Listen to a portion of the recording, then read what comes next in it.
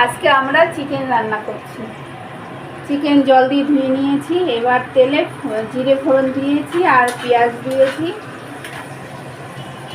এবার এই যে আমি পেস্ট করে রেখেছি এখানে আদা রসুন পেঁয়াজ, এটা এবার তেলে দিয়ে দেব।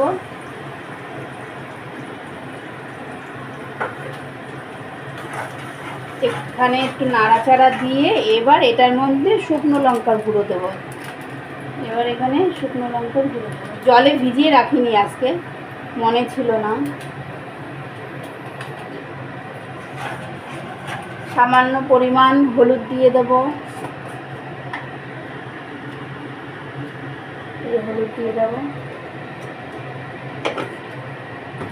নুন দিয়ে দেব,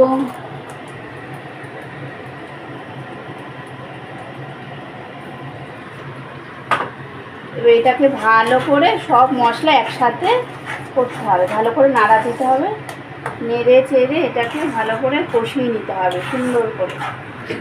এবার চিকেনটা এর মধ্যে দিয়ে দেবো, এই চিকেনগুলো দিয়ে দেবো।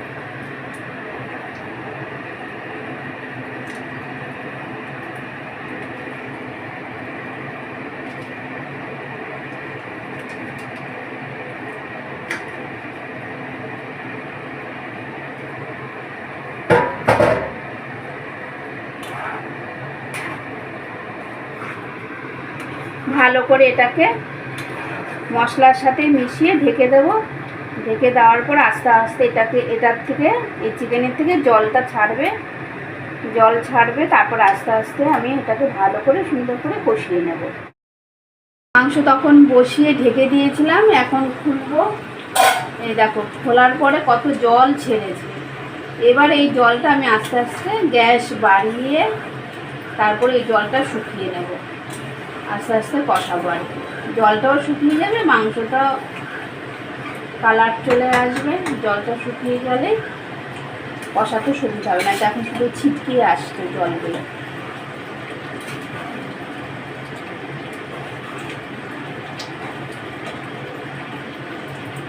জলটা একটু শুকিয়ে যাবে।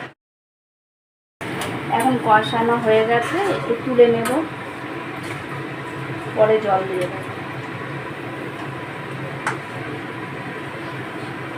গরম জল করে রেখেছিলাম,